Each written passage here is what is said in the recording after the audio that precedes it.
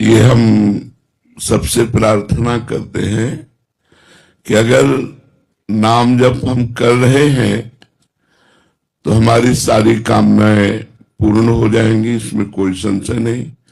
भगवान की भी प्राप्ति हो जाएगी, इसमें भी कोई संशय नहीं।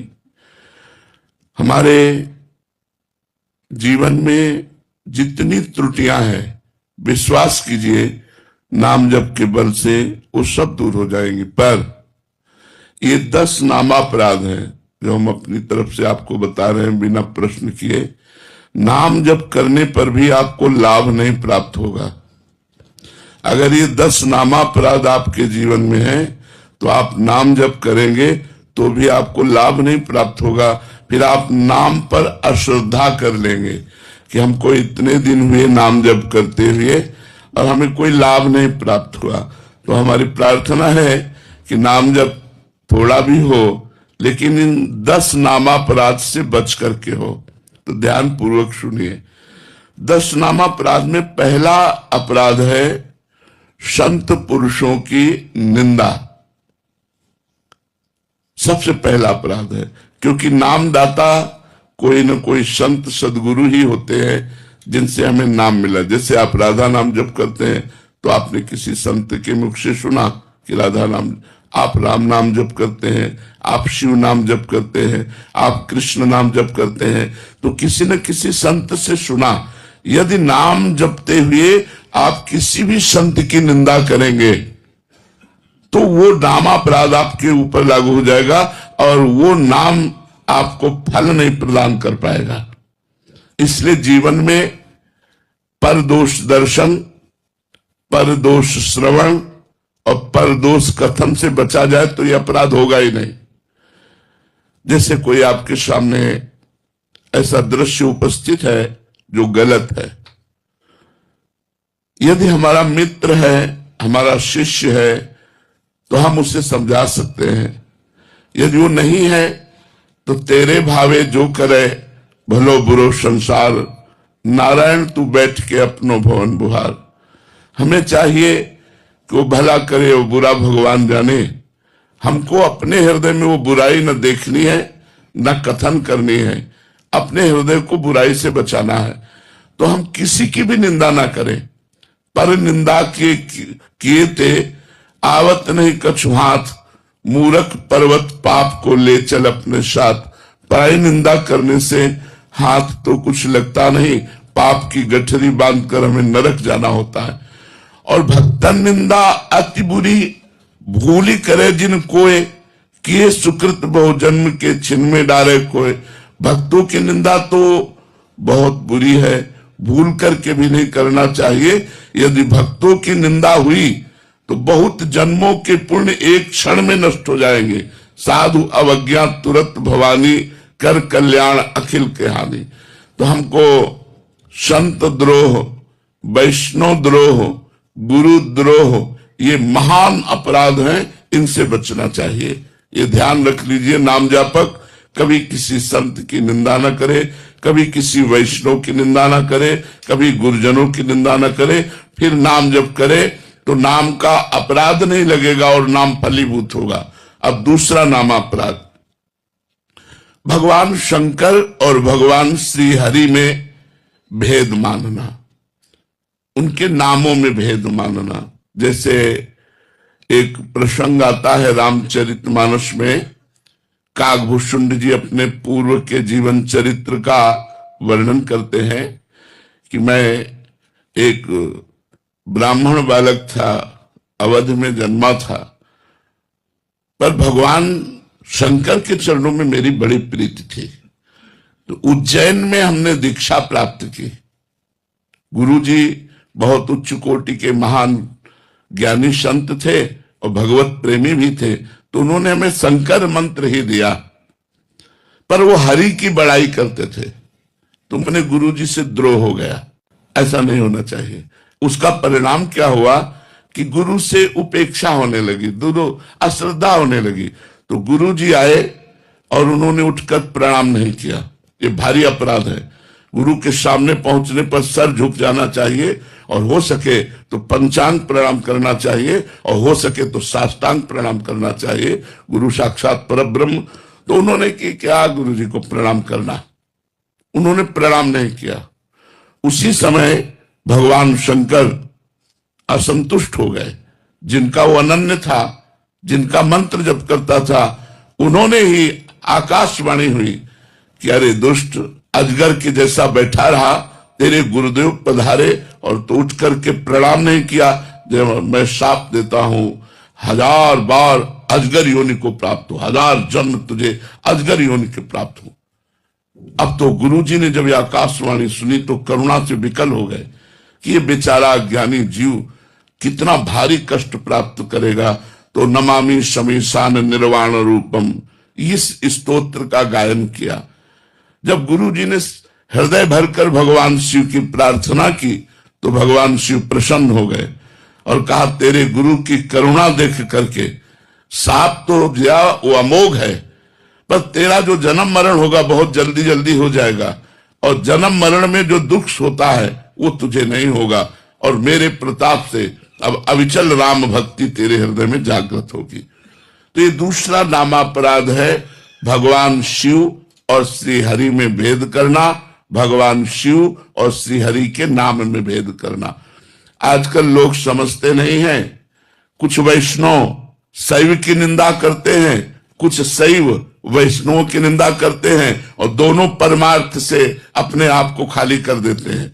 जो शैव होकर वैष्णवों की निंदा करेगा, जो वैष्णव होकर शैव की निंदा करेगा, वो दोनों अपने परमार्थ से भ्रष्ट हो जाएंगे। इसलिए ये दूसरा नामापराध, भगवान शिव और भगवान श्री हरि में भेद न करना, उनके नाम में भेद न करना। तीसरा, नामदाता गुरु का कभी भी किसी भी तरह से अपमान न करना। हमारा सर्वस्व गुरुदेव का है, तन मन धन प्राण सर्वस्व गुरुदेव के है। हम गुरुदेव को कभी अपमानित न करें, गुरुदेव को कभी नीचा न दिखाएं, गुरुदेव को कभी हम ऐसे अपशब्द न कहें, उनकी अवज्ञा न करें। अगर अवज्ञा करेंगे तो चाहे जितना नाम जप कर ले, हमें भगवत प्राप्ति नहीं होगी, क्योंकि मोक्ष मूलम गुरु कृपा। गुरु यदि प्रसन्न हृदय से होकर के, शिष्य के किसी आचरण से प्रसन्न होकर के, मान लो गुरु के द्वारा कोई ऐसा कार्य हो गया और आपने अपने गुरुदेव के प्रति किए तो मेरे प्रभु हैं, और बिल्कुल शांत रहे, तो गुरुदेव जान रहे हैं कि मैंने प्रतिकूलता की, मैंने अपराध किया, और वो हृदय से जब आशीर्वाद देंगे तो निश्चित भगवत प्राप्ति हो जाएगी। मोक्ष मूलम गुरु कृपा, मोक्ष का मूल गुरुदेव की कृपा है। एक बार श्री देवर्षि नारद जी वैकुंठ पहुंचे, थोड़ी देर भगवान के पास बैठे रहे, उठ के चले तो एक भगवत पार्षद ने वहां जल छिड़क करके ऐसे पोछा लगाया, और नारद जी तुरंत वापस आ गए भगवान से कोई बात पूछने के लिए। तो देखा जहां वो बैठे थे वहां पोछा लग रहा है। देवर्षि नारद जी ने कहा प्रभु, जहां हम बैठे थे वहां पोछा लग रहा है इसका। तो बोले आप निगुड़ा हो, अभी गुरु नहीं बनाया, मेरे भजन के प्रताप से मेरी प्राप्ति तो हो गई, लेकिन आप अभी परम पवित्र नहीं हुए क्योंकि गुरुदेव का वर्ण नहीं किया। ऐसा कई प्रसंग महाभागवतों के आते हैं। देवर्षि नारद जी ने कहा प्रभु तो आप ही बता दीजिए मैं गुरु किसको बनाऊं। तो उन्होंने कहा कल प्रातः काल ब्रह्म मुहूर्त में जिसके पहले दर्शन हो जाए उसी को गुरु बना लेना। भगवान ने ऐसी लीला की कि प्रातः काल बहंगी टांगे हुए उसमें पानी भरने के लिए जो कहार जाता है वही रूप धारण करके भगवान पहला दर्शन किया। उनके मन में क्षोभ हुआ यार, क्या इनको गुरु क्या। दूसरे दिन भगवान के पास पहुंचे, भगवान ने कहा गुरु दर्शन हुए? बोले गुरु दर्शन तो नहीं हुए, कहार के दर्शन हुए जो पानी भरने वाला। बोले गुरु की जाति पर दृष्टि रखी, गुरु की क्रिया पर दृष्टि रखी। जाओ मैं तुम्हें शाप देता हूं, 84 लाख योनियों को बार बार भोगो, जन्मों मरो। तो देवर्षि नारद जी चरणों में गिर गए और कहा प्रभु मेरा निस्तार कैसे होगा। तो उनका उन्हीं गुरुदेव से पूछो जाकर। तो दोबारा जब वहां गए तो वही गुरुदेव पानी भरते हुए दिखाई दिए, गए साष्टांग दंडवत हुए और उन्होंने पूरी घटना बताई और कहा मेरी दृष्टि आपके प्रति दोषमयी हो गई थी, तो भगवान ने मुझे शाप दे दिया। 84 लाख योनियों में बार बार जन्मने मरने का। प्रभु मैं कैसे इससे मुक्त हूं? तो देवर्षि नारद जी को गुरुदेव ने कैसे मुक्त किया? ऐसे अंगुली से भूमि में एक घेरा बनाया, 84 बिंदु बनाए, बोले इनमें लौट जाओ, लौट गए, बोले जाओ 84 लाख योनियों से मुक्त हो गए। गुरु कृपा एक क्षण में 84 लाख योनियों से मुक्त कर दिया। तो गुरु द्रोह नहीं होना चाहिए। अगर हमने अपने जीवन में गुरुदेव बनाया है तो हम इतने सहनशील हों, इतने उदार हों कि कोई छोटी मोटी बात भी पड़ जाए तो अपने गुरुदेव के चरणों की तरफ ही देखें, हम कभी उनको अपमानित न करें, उनसे द्रोह न करें। यदि हम गुरु द्रोह करेंगे तो हम चाहे जितना भजन कर लें, हमारा मंगल नहीं हो सकता, हमें शांति प्राप्त नहीं हो सकती, हमें भगवत प्राप्ति नहीं हो सकती। चौथा, किसी भी शास्त्र की निंदा न करें। मानो आपको कोई भी शास्त्र प्रिय है तो किसी दूसरे शास्त्र की, वेद शास्त्रों की, पुराणों की, संत वाणियों की निंदा न करें। किसी की निंदा न, अपने अपने मार्ग हैं, शास्त्रों में बहुत से मार्ग हैं। आप किसी एक मार्ग के अनुयायी हैं तो आप चलें, अन्य शास्त्रों की निंदा न करें। जैसे कुछ निराकार उपासना को मानने वाले पुराणों की निंदा करते हैं, कुछ वेदों की निंदा करते हैं। निंदा करेगा तो चाहे जो मंत्र जप करे कभी सिद्ध ही नहीं हो सकता। इसलिए वेद, शास्त्र, पुराण इनकी कभी निंदा न करे। पांचवा, भगवान के नामों की महिमा कही गई है तो ये कभी ना सोचे कि ये तो केवल स्तुति मात्र, इतनी महिमा तो नहीं है। अगर नाम में अर्थवाद की भावना करे, अर्थवाद का मतलब होता है बड़ी ऊंची ऊंची बातें नाम की महिमा में कही गई। जैसे अपने लोग जब वर्णन करते हैं, नाम के समान कोई तीर्थ नहीं, नाम के समान कोई पुण्य नहीं, नाम के समान कोई ज्ञान नहीं, नाम के समान कोई धर्म नहीं, नाम के समान नाम ही है, नाम से बढ़कर कुछ नहीं है।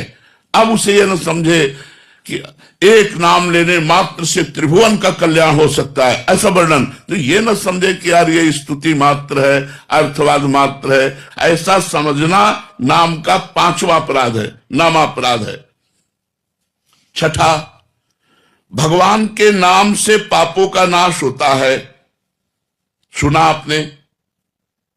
अब सुबह से पाप करना शुरू किया शाम तक, और शाम के बोले राम राम राम राम, कृष्ण कृष्ण कृष्ण, राधा राधा राधा, बोले पाप तो नष्ट ही हो जाते हैं। तो कह रहे हैं इस प्रकार से नाम के बल से पाप करने वाला वो छठे नामापराध को प्राप्त होता है, उसका पाप नष्ट नहीं होगा, वो नरक को जाएगा।